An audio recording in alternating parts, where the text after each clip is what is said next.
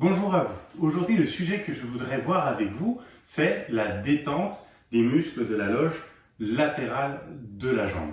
Ces muscles, on les sollicite tout le temps. Quand on marche, quand on reste longtemps debout, quand on court, ce sont des muscles qui longent toute la partie latérale de la crête tibiale, du genou jusqu'à la cheville, et qui, tels des fils de marionnettes, vont pouvoir donner de la mobilité, engager de la mobilité au niveau de la cheville et du pied.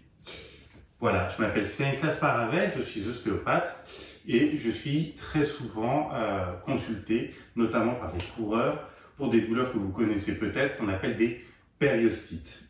Et les périostites, ce sont des douleurs aponevrotiques au niveau des insertions osseuses de ces enveloppes musculaires et elles sont là, souvent ressenties le long de ce qu'on appelle ici la crête tibiale. Voilà.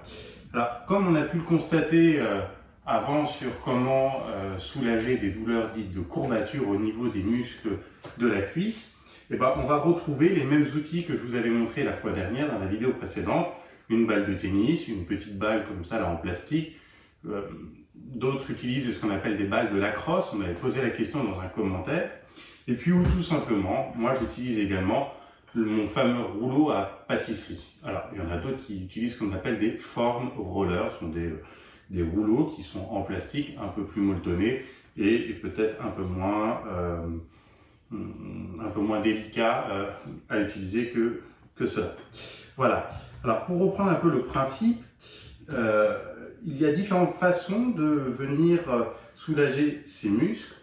Vous allez pouvoir, par exemple, avec l'usage du rouleau, venir simplement écraser comme ceci, voilà, le long de la crête tibiale, le muscle tibial antérieur. Alors, l'idéal quand même, c'est de chercher, comme ceci, à trouver les points douloureux et de passer rapidement là où ça ne crée pas de douleur. Là où ça crée une douleur en général, donc c'est les petites périostites, donc ce sont les douleurs aponevrotiques et c'est cela qu'il va falloir travailler.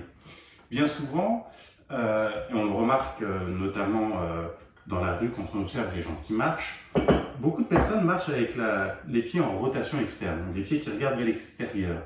Et en fait, cette position-là du pied dans la posture va engager énormément de tension sur le tendon d'Achille et sur la voûte plantaire. Donc a fortiori, en marchant comme ça, en courant de cette façon-là, et notamment quand on court et qu'on attaque le sol avec le talon, eh ben, on peut aussi créer beaucoup de tension au niveau de cette voûte plantaire et favoriser des phénomènes d'aplatissement. C'est aussi une des questions que m'avait posées dans un des commentaires pour essayer de comprendre d'où pouvaient venir des aplatissements plantaires indépendamment des pieds plats de nature constitutionnelle.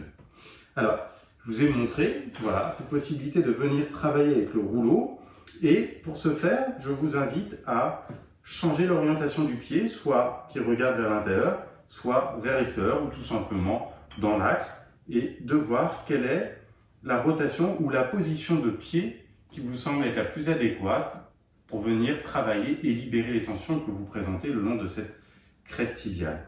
Une autre façon aussi de s'y prendre, ça va être par des mouvements de contraction et de relâchement, de contracter en faisant une dorsiflexion, donc de lever le pied, vous voyez, ça contracte ici le muscle, de relâcher, et ainsi de suite, en travaillant sur les points douloureux, comme ceci, je contracte, je relâche, je fais des petits mouvements de va-et-vient, je recommence, ainsi de suite, jusqu'à temps que je sente que la douleur se dissipe et se relâche.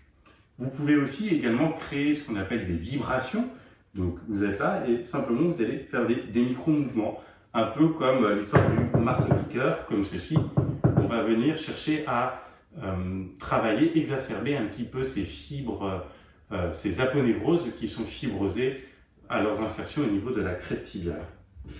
Vous pouvez de la même façon utiliser soit une balle de tennis, soit une petite balle en plastique que j'ai là, que j'ai emprunté à mes enfants, et d'autres ont du matériel un peu plus avancé comme ce qu'on appelle les balles de lacrosse, et vous allez faire la même chose, prenez une balle de tennis, par exemple là je mets mon pied en rotation interne, et je viens comprimer cette balle avec mes deux mains comme ceci, et je vais faire par exemple des petits cercles comme ceci, hop, le long de la crête tibiale, mais je peux aussi créer des vibrations. Vous pouvez faire ça, si vous avez du mal à le faire dans ces positions, vous pouvez le faire ça aussi assis sur une chaise et de la même position que pour l'étirement du piriforme lors d'une précédente vidéo, vous pouvez également travailler en position assise. Une autre façon de travailler qui est aussi douloureuse, mais qui est très efficace, c'est tout simplement de venir poser le rouleau par exemple ici au sol, mais vous pourriez aussi poser la balle de tennis et simplement venir reposer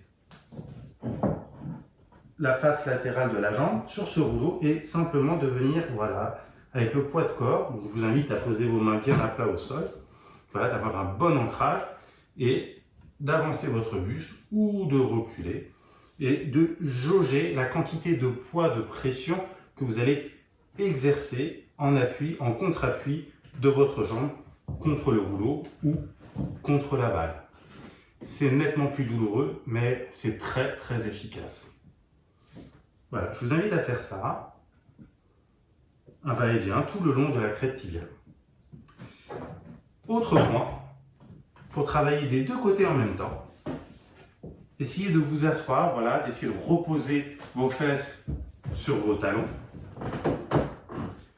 comme ceci si vous pouvez, et tout simplement en cherchant à repousser votre buste vers l'arrière tout en relevant un petit peu vos genoux, vous allez pouvoir mettre en tension et étirer tout ce muscle, le tibial antérieur, le mettre en tension. Et l'autre point important qui vous permettra aussi de gagner en mobilité, ça va être par cette position d'assouplir ce qu'on appelle le coup de pied et tout simplement la cheville. Faites ça des deux côtés, ne négligez pas cet exercice parce qu'il est ultra efficace, notamment chez les coureurs qui se plaignent de périostite. Voilà, c'est à vous.